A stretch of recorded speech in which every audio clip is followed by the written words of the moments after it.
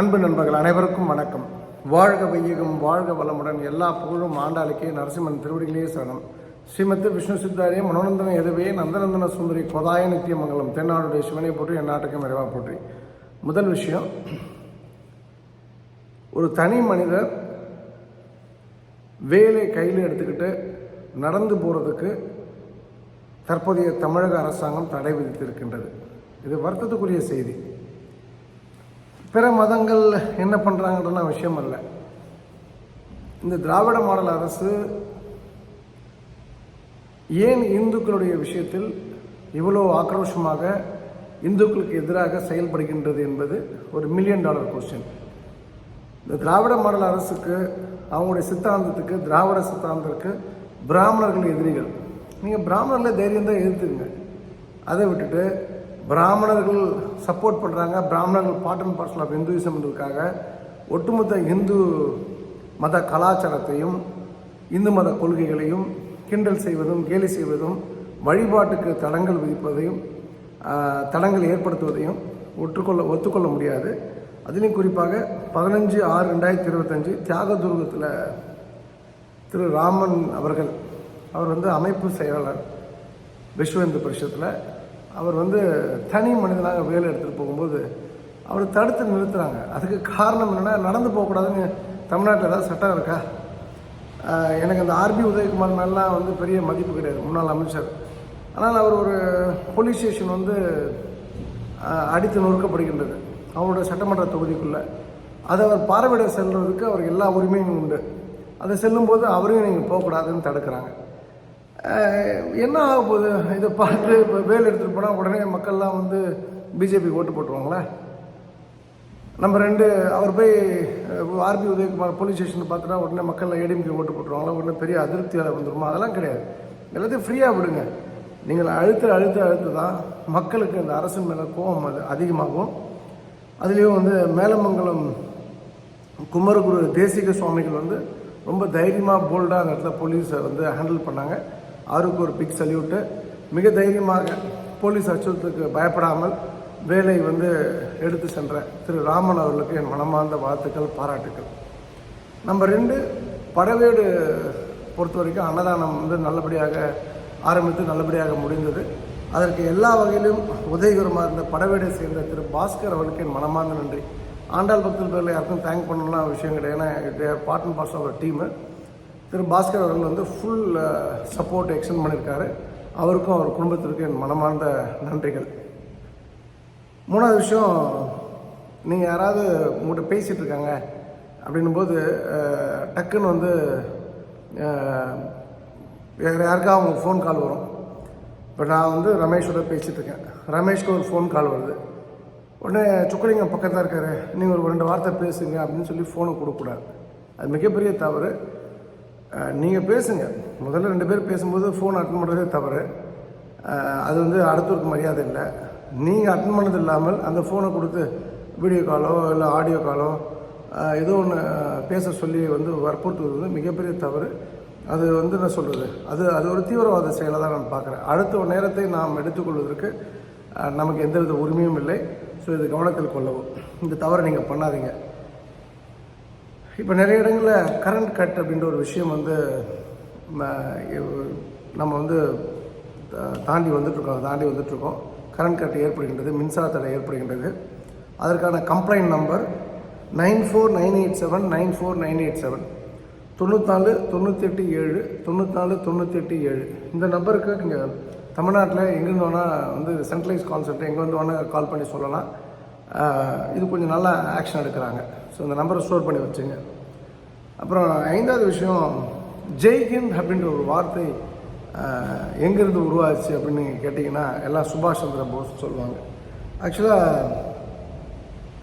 அபித் சஃப்ரானின்னு சொல்லிட்டு ஒரு சோல்ஜர், அவர் தான் அந்த வார்த்தையை சொல்கிறாரு, ஜெய்ஹிந்த் சொல்லிட்டு.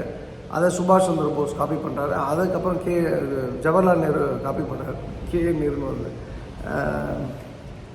அப்போது அந்த சஃப்ரானிக்கு எப்படி அந்த நாலேஜும்போது அப்படியே அந்த ஃப்ளாஷ்பேக் பார்த்திங்கன்னா, கேரளா ஒரு ஸ்கூலு, அந்த ஸ்கூலில் பிரிட்டிஷ் ரூல் பண்ணும்போது, பிரிட்டிஷர்ஸ் நம்ம ஊரை ரூல் பண்ணும்போது அந்த ஸ்கூலுக்கு பிரிட்டிஷர்ஸ் போகும்போது அங்கே எல்லாம் ஜெய்ஹிந்த்னு சொல்கிறாங்க. அந்த ஜெய்ஹிந்துன்ற வார்த்தை எப்படி வந்தது, எங்களுக்கு பிடிக்கல, இது யார் சொன்னது, யார் கண்டுபிடிச்சதும்போது அங்கே இருக்கக்கூடிய ஒரு ஸ்டூடெண்ட்டு, அவர் பேர் செண்பகராமன் பிள்ளை, அவர் தான் வந்து ஜெய்ஹிந்தோட என்ன சொல்கிறது அந்த வார்த்தைக்கு சொந்தக்காரர். அதுக்கப்புறம் தான் எல்லாருமே அதை யூஸ் பண்ணாங்க. ஸோ ஜெய்ஹிந்த் என்பது வந்து நம்மளுடைய என்ன சொல்கிறது தாய்நாட்டுக்கான ஒரு மிக சிறந்த தாய்நாட்டை லவ் பண்ணுறவங்களாம் சொல்ல வேண்டிய மிக முக்கியமான வார்த்தையை எடுத்துக்கொள்ளுங்கள். இதுக்கு அடுத்ததாக வந்து இன்றைக்கி ராமேஸ்வரத்தில் ஒரு போராட்டம் அப்படின்னு சொல்லி ஒரு பத்திரிகை செய்தி பார்த்தேன். நேற்று இன்றைக்கும் தெரியல, ஆனால் இன்றைக்கி தான் எனக்கு அந்த கட்டிங் வந்தது. அந்த உள்ளூர்வாசிகள்லாம் போய் சாமி கும்பிடணுன்னா வந்து கட்டணம் செலுத்தணும் அப்படின்னு சொல்லியிருக்காங்க போல் இருக்கு. அதில் எந்த தவறும் கிடையாது. உள்ளூர்வாசின்னா என்ன பெரிய 50 கொம்பா? கட்டணம் தரிசனம் கட்டண தரிசனத்தில் போங்க, உங்களுக்குன்னு ஏதாவது தரிசனம் கியூ இருக்குன்னா அதை வழியாக போங்க. நாங்கள் இப்படி தான் போய் சாமி கும்பிடுவோன்றதுக்கு வந்து இவங்க ரூலை டிக்டேட் பண்ண முடியாது. அரசாங்கம், தமிழக அரசாங்கம் எடுத்த முடிவு சரியானது. எந்த உள்ளூர் ஆசாமியாக இருந்தாலும் அவங்க வந்து டிக்கெட் வாங்கிட்டு போங்க, இல்லை தர்ம தரிசனம் போங்கன்னு சொல்லலாம் மொழிய. உள்ளூர்வாசி ஆதார் கார்டு காமிச்சிட்டு நீங்கள் ஃப்ரீயாக போகணுன்னு சொல்கிறதுக்கு அரசாங்கத்துக்கு எந்த உரிமையும் இல்லை. எல்லாத்துக்கும் ஒரே ரூல் தான் என்பதை அரசாங்கம் நடைமுறைப்படுத்த வேண்டும். அந்த வகையில் ராமேஸ்வரத்தில் இந்த சட்டத்தை முன்னெடுத்த அரசாங்கத்துக்கு நன்றி. அதே போல் அருவிகள்லாம் இயற்கையோட குறை. அந்த அருவியில் குளிக்கிறதுக்கு, ஆற்றுல போய் குளிக்கிறதுக்கெல்லாம் கார் பார்க்கிங், டோல்கேட்லாம் போட்டு பணம் வாங்குறது வந்து வன்மையாக கண்டிக்கத்தக்கது. அது அந்த ஊராட்சி, பேரூராட்சி, நகராட்சிக்கு வருமானம்னு சொல்கிறதுலாம் ஏற்றுக்க முடியாது. அதே போல் இந்த கோவில்கள்லாம் இருக்குது, நிறைய ஸ்பெஷல் டெம்பிள், எல்லா டெம்பிள்ஸுமே அந்த கோயிலை சுற்றி வாகனத்தை நிறுத்துவதுக்கு ஒரு கட்டணம் வசூலிக்கிறாங்க. அந்த வசூலிக்கிற கட்டணத்துக்கு ஏதாவது பாதுகாப்பு ஏதாவது விஷயம் பண்ணாங்களா? உங்கள் கார் தொலைஞ்சால் நாங்கள் பொறுப்பில்லைன்னு கீழே வேறு எழுதிடுறாங்க. அதில் இருந்த பொருள் தொலைஞ்சால் நாங்கள் பொறுப்பில்லைன்ட்டு. அப்புறம் என்ன கட்டுறதுக்கு கட்டணம் வாங்கணும்? நம்ம ரோட் டேக்ஸ் ஆல்ரெடி பே பண்ணுறோம். இதுக்கப்புறமும் வந்து கட்டண தரிசனங்கள் வந்து கட்டணம் இது போல் விதிப்பது சரியல்ல. இது வந்து மக்கள்லாம் வந்து எல்லா இடத்துலையுமே இதை பேச ஆரம்பிக்கணும். பண்ருட்டியில் 80 வயது பாட்டி காலில் வாக்கிங் போயிருக்காங்க. ஒரு 5 பேர் அந்த அம்மா புதரை கூட்டு போய் கதற கற்பழிக்க முயற்சி பண்ணாங்களான்னு தெரியாது. அது ரொம்ப வன்மையாக கண்டிக்கத்தக்கது. இதுக்கு காரணம் வந்து போதை. அதில் வந்து சுந்தரவேல்ன்ற ஒரு பொறுக்கி பையில வந்து போலீஸ் காலு கீழே சுட்டு அவனை பிடிச்சிருக்காங்க. போலீஸ்க்கு ஒரு ஸ்பெஷல் தேங்க்ஸு, ஸ்பெஷல் ஒரு salute. At the same time பெண்கள், உங்கள் பாதுகாப்பை நீங்கள் தான் வந்து என்ன சொல்கிறது நீங்கள் தான் பார்த்துக்கணும். இது வந்து எல்லா இடத்துலையும் போலீஸ் வருவாங்க, எல்லா இடத்துலையும் மிலிட்ரி வருவாங்க, நம்ம எதிர்பார்க்க முடியாது. எங்கேயாவது போகிறீங்க அப்படின்னா you should be double careful. So POCSO வந்து ஒவ்வொரு நாளும் 2 கேஸ் ரிஜிஸ்டர் ஆகிட்டுருக்கு. இப்போ போன வாரம் திருப்பத்தூரில் 80 வயசு பாட்டியை 10 நாளைக்கு முன்னாடி ஒரு பையன் ரேப் பண்ண ட்ரை பண்ணது. இன்னைக்கு வந்து பண்ருட்டி. ஸோ போதை நம்ம தமிழ்நாட்டின் பாதையானதுனால பெண்கள் இனிமேல் கவனமாக இருப்பது பெண்கள் கையில் தான் இருக்குது. எந்த அரசாங்கத்தையும் நீங்கள் குறை சொல்ல முடியாது. ஏன்னா நீங்கள் ஓட்டு போட்ட அரசாங்கம் தானே. நீங்கள் 500 ரூபாய் 1000 ரூபா வாங்கிட்டு ஓட்டு போடுற அரசாங்கம் நமக்கு என்ன வந்து அரிஸ்டாட்டில் ஆட்சியாக கொடுக்கும். அதனால் நீங்கள் இதில் கவனமாக இருந்து கொடுங்க. இதுக்கு அடுத்ததாக வந்து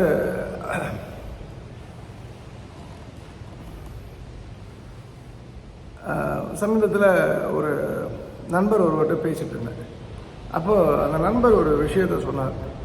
என்னென்னா வந்து ஒரு ஃபேமிலி, நல்லா உச்சக்கட்ட வசதி வாய்ப்புள்ள ஃபேமிலி, உழைப்பால் மேலே வந்தவங்க. அதாவது அந்த வட்டாரத்தை சேர்ந்தவங்க வந்து பணம் வரும்போது உச்சக்கட்ட திமிரோடு தான் இருப்பாங்க. இந்த பெண் பிள்ளைகள்லாம் பழா போகிறதுக்கு காரணம் அந்த பணத்தை கொடுத்து தான் பெண் பிள்ளைகளை வந்து படுத்துறது அந்த ஒரு செட் ஆஃப் பீப்புள்னால் கூட.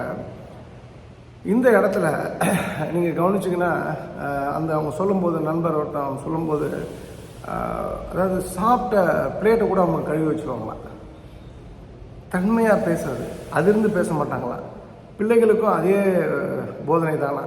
வந்தவங்கள்ட்ட இனிமையாக பேசணும், அந்த பணத்திமரோடு இருக்கக்கூடாது, கடுமையாக இருக்கக்கூடாது, கடுகடுன்னு இருக்கக்கூடாது, மிக சாஃப்டாக இருக்கணும், சத்தமாக பேசக்கூடாது. எவ்வளோ அற்புதமான வளர்ப்பு. அப்போது அந்த வீட்டோட பெண்கள் பிள்ளைகள் எல்லாருமே ஒழுக்கமாக ட்ரெஸ் பண்ணணும். பணம் இருக்குன்றதுக்கு ரொம்ப இந்த சினிமா நடிகைகள் போல் போடக்கூடாது அப்படின்லாம் வந்து அப்படி தான் வளர்த்துருக்காங்க. அதை நான் கேள்விப்பட்டபோது ஒரு செடியில் ஒரு பக்கம் வந்து என்ன சொல்கிறது அழகான பூ, இன்னொரு பக்கம் வந்து அந்த கள்ளி பூ, செடியில் வரக்கூடிய பூ மாதிரி தான். அப்போது ஒரே இடத்துல 2 வகையான மனிதர்கள். ஸோ அந்த ஃபேமிலி பாராட்டுக்குரிய ஃபேமிலியாக நான் பார்க்குறேன். ஸோ மற்றவங்களும் அப்படி தான் இருக்கணும். நம்மகிட்ட பணம் இருக்கா, அந்த பணம் இருக்குன்றதுக்காக அடுத்தவங்களை மட்டம் தட்டுவது, அடுத்தவங்களை அவமானப்படுத்துவது, கேவலப்படுத்துவது, கேலி பண்ணுவது, கிண்டல் செய்வது இதெல்லாம் விட்டுட்டு நாம இருப்போம். நாம் சாப்பிட்ட தட்டை கழுவுறதுக்கு இன்னொருவர் தேவையா அப்படின்றது வந்து அந்த சம்பவம் அந்த சம்பவம் கேள்விப்பட்ட பிறகு எனக்குள்ள எழுதக்கூடிய கேள்வி. நாமும் பின்பற்றலாம், நானும் பின்பற்ற முயற்சி செய்கின்றேன். அண்டு நிறைவாக ஒரு சின்ன விஷயம். ஒரு 2 நாளாக ஒரு பெரிய பஞ்சாயத்து ஓடிட்டுருக்கு. தேனியை சேர்ந்த வனராஜா அப்படின்னு ஒருத்தர், அவரோட பொண்ணு வந்து யாரையோ இன்ஸ்டாகிராமில் பார்க்குறா. அது திருவள்ளாங்காடை சேர்ந்த பையன். இந்த பையனுக்கு கல்யாண வயசு, அதனால் வந்து ஓடி வந்து கல்யாணம் பண்ணிக்கிறான். அந்த பொண்ணு பேரில் மட்டும் 650 கோடி ரூபாய்க்கு சொத்து இருக்கான். அது ஏதோ பினாமி சொத்து அப்படின்னு சொல்லி ஒரு வீடியோ தகவல் நான் பார்க்குறேன். அப்போது அந்த வனராஜான்றவர் வந்து ஒரு மகேஸ்வரின்னு ஒரு retired police constable, volunteer retirement வாங்கின ஒரு போலீஸ் கான்ஸ்டபிளை அப்ரோச் பண்ணுறாரு. இந்த வனராஜுக்கு ஒரு பாஸ் வந்து முன்னாள் முதலமைச்சர் அப்படின்னு ஒரு அந்த வீடியோவில் சொல்லப்பட்டிருக்கு. முன்னாள் அமைச்சர் இன்ஃபேக்ட்டு. ஸோ அவரோட பணம் தான் இங்கே இருக்குது, இந்த பொண்ணு பேர் எல்லாத்தையும் ரெஜிஸ்டர் பண்ணி வச்சுருக்காங்க. அப்போ அந்த ஒரு கேள்வி கேட்குறாங்க. அந்த பொண்ணுக்கே தெரியாமல் எப்படி ரெஜிஸ்டர் நடக்கும்? அந்த பொண்ணுக்கு இதெல்லாம் சொத்து இருக்குதுன்னு தெரியாது, அப்படி கூட இருக்கலாம். ரிஜிஸ்ட்ரேஷன் தானே, வீட்டுக்கே வந்து எல்லாத்தையும் பண்ணி கொடுத்துருவாங்க, அது அவங்க முதலமைச்சர் அந்த போய் என்ன நடக்கும்லன்ற மாதிரி ஒரு விஷயம் சொல்லியிருக்காங்க அந்த வீடியோவில். பட் விஷயம் என்னென்னா, அந்த பொண்ணு கல்யாணம் பண்ணிட்டா முதல் விஷயம் இந்த பெண் குழந்தைகள்லாம் அந்த இன்ஸ்டாகிராம் அக்கௌண்ட்லாம் வந்து மிகப்பெரிய தவறு என்பதை நீங்கள் புரிந்து கொள்ளுங்கள். அதெல்லாம் அமெரிக்காக்காரனுக்கும் வந்து ஜெர்மனில் இருக்கணுக்கும் ஓகே. நம்ம இதுக்கு தமிழ் கல்ச்சர் ஃபாலோ பண்ணக்கூடிய தமிழ் பண்பாட்டோடு வாழக்கூடிய நமக்கு இன்ஸ்டாகிராம் ஃபேஸ்புக்லாம் எதுக்கு? நீங்கள் பிஸ்னஸ் பண்ண போகிறீங்கன்னா அதை நீங்கள் யூஸ் பண்ணலாம். ஆனால் உங்களை ஒருத்தர் யூஸ் பண்ண போகிறான்றதுக்காக, உங்கள் பிள்ளைகளை யூஸ் பண்ணுறதுக்காக நீங்களே அதெல்லாம் வந்து பார்த்துட்டிங்கன்னா உங்களை மாதிரி முட்டாள் எவனுமே இருக்க முடியாது. ஸோ அந்த பொண்ணு இன்ஸ்டாவில் வந்து பழக்கம் ஏற்படுது. 2 பேரும் ஓடி போயிடுறாங்க, கல்யாணம் ஆகிடுச்சு. 2 பேரும் வேறு ஜாதி, என்ன ஜாதின்னு தெரியாது எனக்கு. பட்டு அந்த பொண்ணு பேரில் 650 கோடி ரூபாய் சொத்து இருக்குன்றது அந்த பொண்ணுக்கும் தெரியாது போல் இருக்குது. அந்த பொண்ணோட கல்யாணம் பண்ண அவனுக்கும் தெரியும், அந்த பையனுக்கும் தெரியாது. அந்த அம்மா அந்த பையனுக்கு ஒரு கல்யாணம் பண்ணவனுக்கு ஒரு தம்பி, அவங்க அப்பா 4 பேர் இருக்காங்க போல் இருக்கு. அப்போது அந்த வனராஜா என்பவர் ஃபஸ்ட்டு ஒரு முதலமைச்சராக இருந்தவர், அவர் வனராஜா என்பவர் வந்து மகேஸ்வரி ரிட்டையர்டு விஆர்எஸ் வாங்கின போலீஸ் ஆஃபீஸர். அவங்க மூலமாக ஏடிஜிபி ஜெயராமன் ஒருத்தர் தொடர்பு கொள்கிறாங்க. அவருடைய காரையே கொடுத்து அவரே வந்து பூவை மூர்த்தின்னு ஒரு கேவி குப்பத்தோட எம்எல்ஏ, அவர்கிட்ட வந்து தொடர்பு கொண்டு அவங்க எல்லாம் சேர்ந்து ஒரு 4 காரில் போய் அந்த வீட்டில் போய் சர்ச் பண்ணுறாங்க. சர்ச் பண்ணும்போது அந்த வீட்டில் பார்த்திங்கன்னா அந்த பையன் இல்லை, அந்த பொண்ணு இல்லை. உடனே அவன் தம்பியை கடத்திட்டு போய்ட்றாங்க. இந்த அம்மா வந்து உடனே 100க்கு ஃபோன் பண்ணுறாங்க. விஷயம் பெருசானோடனே மறுபடியும் அவனை பஸ் ஸ்டாண்டில் இறக்கி விட்டு போய்ட்றாங்க. மேட்ரு முடிஞ்சிச்சு.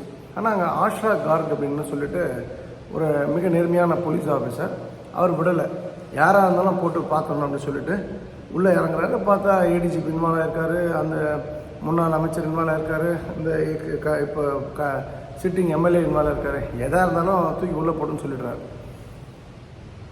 பிரச்சனை பெருசாகுது. அப்புறம் ஹைகோர்ட்டு இது வந்து உள்ளே வந்து கடுமையான ஒரு வார்த்தைகளை உபயோகப்படுத்தி அந்த போலீஸ் ஆஃபீஸரை ஜெயில் பண்ணிடுறாங்க.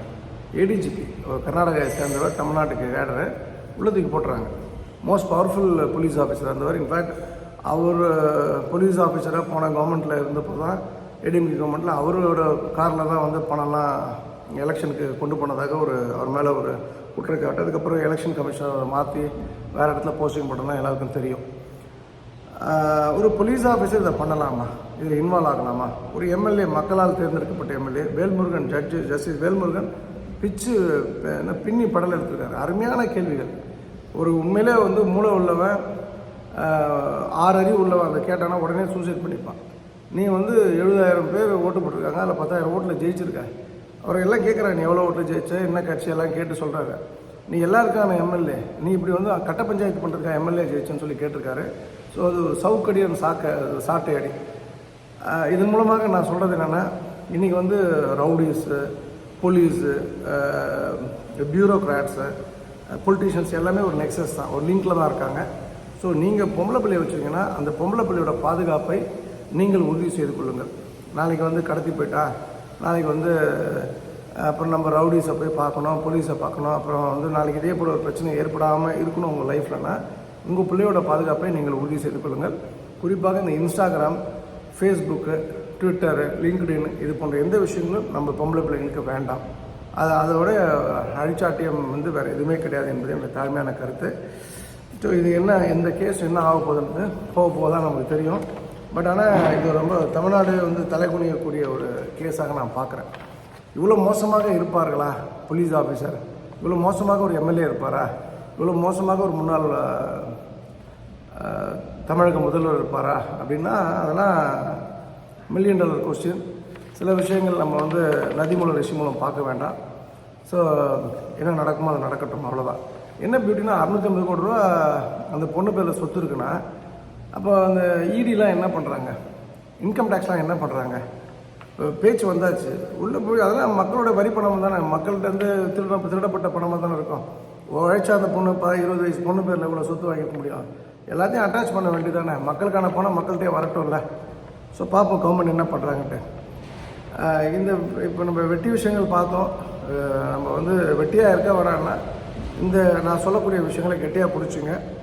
நம்பர் 1 வந்து உங்கள் வீட்லேயோ இல்லை வந்து பொது இடங்களையோ டாய்லெட்டு நீங்கள் யூஸ் பண்ணுறீங்கன்னா அதை சுத்தமாக வைத்துக் கொள்ளுங்கள்.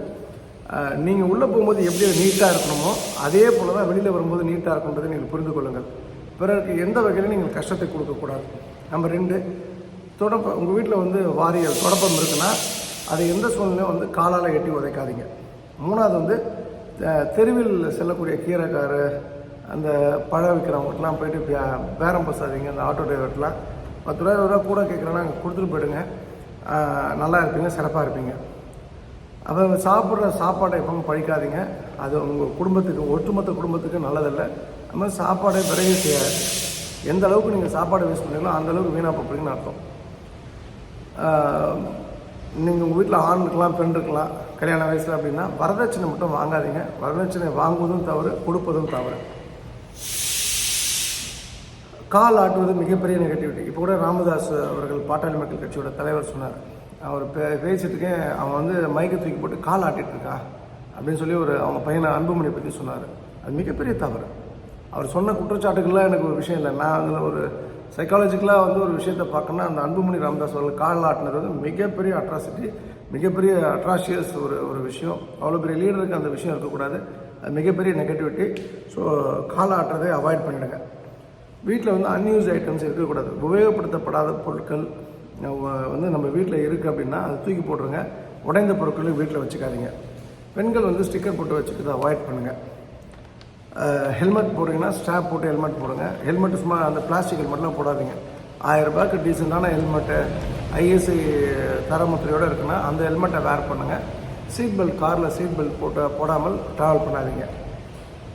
ஹோட்டலில் போய் சாப்பிட போகிறீங்கன்னா அந்த சர்வன்ஸ்லாம் போய்ட்டு, அந்த சப்ளையர்ஸ்லாம் போய்ட்டு மரியாதை குறைவாக நடந்து கொள்ளாதீர்கள். அது மிகப்பெரிய தவறு. ஆண்கள் என்ன பொறுத்தவரைக்கும் குங்குமம் வைக்கிறது வந்து நான் ஏற்றுக்கொள்வதில்லை. அது ஏன் காரணம்லாம் சொல்லி அதை நான் வந்து சங்கடத்துக்குள்ளே போகிறோம்ல. கூடுமான வரைக்கும் குங்குமம் வைக்காமல் இருங்க. சாப்பிட்ட பின் கையை உதறாதீங்க. சாப்பிட்டு அந்த தண்ணி இருக்குல்லையே அப்படியே உதறுவாங்க. அது மிக ரொம்ப ரொம்ப ரொம்ப கெட்ட பழக்கம் அது. அப்புறம் சாப்பிட்ற தட்டில் வந்து துப்பக்கூடாது.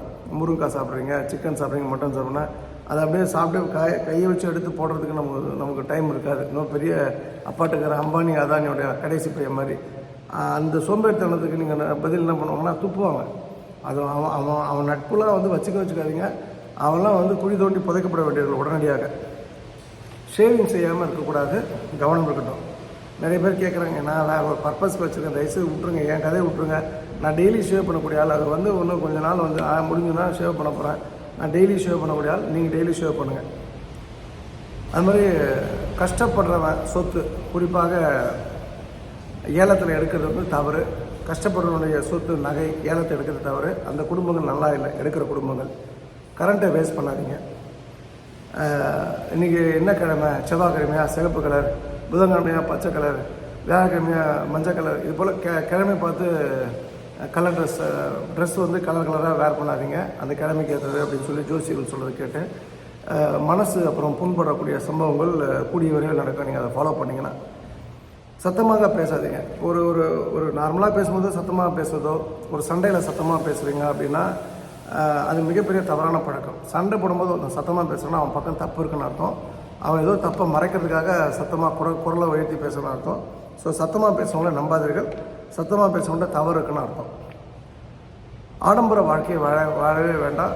இப்போ நமக்கு வந்து ஒரு கார் இருக்கா, அடுத்த 1 கோடி ரூபா கார் இருக்கா, நம்ம 10 லட்ச ரூபா கார் தான் நம்மளால் வாங்க முடியும்னா உடனே நம்ம போட்டு இஎம்ஐ கட்டி 50 லட்ச ரூபா கார் வாங்குறது, அந்த காரை மேட்ச் பண்ணணும், அதுக்கு ஈக்குவலாக வாங்குறதுலாம் தவறு. நமக்கு என்ன வேணுமோ அதை நீங்கள் வச்சுங்க, அதுதான் சிறப்பு. பட்டுப்புடவை வீட்டில் எல்லாமே இருப்பது சிறப்பு. கல்யாணம் ஞாபகத்துமாக, நிச்சயதார்த்த ஞாபகத்துமாக 1 புடவை 2 புடவை இருந்தால் சிறப்பு. மிச்ச புடவைகளை யாருக்காவது கொடுத்துருங்க. டிஷ்யூ பேப்பரில் எழுதுகிற பழக்கம் மிகப்பெரிய தவறான பழக்கம். டிஷ்யூ பேப்பரில் எழுதுகிற பழக்கத்தை வைத்துக்கொள்ளாதீங்க. 24 மணி நேரம் வீட்டில் வந்து உங்களுக்கு பிடித்த பாட்டு ஒழிச்சிட்டு இருந்தால் ரொம்ப ரொம்ப மகிழ்ச்சி. குளிக்கும்போது அதிக நேரத்தை எடுத்துக்கொள்ளாதீர்கள். குழந்தைகளை நம்ம அதிக நேரம் செலவு செய்யுங்கள். சிகரெட் வந்து பப்ளிக் பிளேஸில் பிடிக்கிறாங்க, இந்த குட்கா பான் பராக்கெல்லாம் போட்டு துப்புறாங்கன்னா தயவுசெய்து தைரியமாக தட்டி கேளுங்க. குறிப்பாக பெண்கள் நீங்கள் வந்து தட்டி கேட்கலாம். ஆண்களாவது வந்து கேட்கும்போது ஆள் ஒல்லியாக ஏப்ப சாப்பிட்டு இருந்தால் அடிக்க வருவாங்க. பெண்கள்லாம் தைரியமாக நீங்கள் தட்டி கேளுங்க. சிகரெட்டு பப்ளிக்கில் பிடிக்கிறவங்க வந்து தயவுசெய்து நீங்கள் கண்டிக்கணும். ஏன்னா அது வந்து மிகப்பெரிய ஒரு சீரழிவை சிகரெட் குடிக்காதவங்களுக்கு ஏற்படுத்தி கொண்டு இருக்கின்றது. கவனம் இருக்கட்டும். அப்புறம் எதில் அதிக நேரம் நம்ம செலவு செய்கிறோமோ அதுதான் நமக்கு கிடைக்கும். அதனால் உருப்படியான விஷயத்தில் நம்ம நேரத்தை செலவு பண்ணுவோம். மளிகை பொருட்கள் எப்போதுமே நம்மளுடைய கிச்சனில் நிரம்பி இருக்கட்டும், அது குறைவாக இருக்கக்கூடாது. வாட்டரை வந்து மேக்ஸிமம் ரீயூஸ் பண்ண பாருங்கள். தண்ணியை, பணத்தை தேக்கு மரப்பெட்டியில் வைங்க. பெரிய மனிதர்கள் வயசான மனிதர்களுக்கு மரியாதை கொடுங்க. டிவி இல்லாமல் தான் சிறப்பு. அதில் ட்ராமா மட்டும் பார்க்காதீங்க. குடிக்கிறது, ட்ரக்ஸ் யூஸ் பண்ணுறது, சிகரெட் குடிக்கிறது வந்து மனிதனுக்கு மிகப்பெரிய ஆபத்தை கொடுக்கும். அதுபோல் ஆட்கள் இருந்தாங்கன்னா திருந்தலைன்னா அவங்கள விட்டு ஒதுங்கிடுங்க. உங்கள் கணவர் அப்படி இருக்காருன்னா, உங்கள் மனைவி எப்படி இருக்காங்கன்னா நான் ஒன்றும் பண்ண முடியாது. அப்புறம் அடுத்தவங்களுடைய பர்சனல் மெசேஜஸை ரீட் பண்ணாதீங்க. அதாவது வந்து எஸ்எம்எஸ், வாட்ஸ்அப் மெசேஜஸ்ஸு, ஃபோன் இருந்ததுன்னா அப்படின்னு எடுத்து பார்க்கலாம், யார்கிட்ட பேசியிருக்காங்க. அது வந்து மனநிலை பாதிக்கப்பட்டவன் தான் அந்த வேலையை பண்ணுவான். ஆரோக்கிய படித்தவன் அந்த வேலையை பண்ண மாட்டான். நிறைய பேருக்கு இந்த ஹேபிட் உண்டு. ஏதாவது ஃபோன் வந்தாலும் டக்குன்னு யார் கூப்பிட்றாங்க, பக்கத்தில் உட்காந்துருப்பான், உடனே எட்டி பார்ப்பான். யாரையோ கூட்டு போட்டுப்பான். நமக்கு என்ன, நம்ம போன வேலை என்னவோ அதை பார்த்துட்டு வரணும். இதுதான் வந்து நான் எனக்கு சொல்லக்கூடிய நீங்கள் கெட்டியாக பிடிச்சக்கூடிய விஷயங்கள்.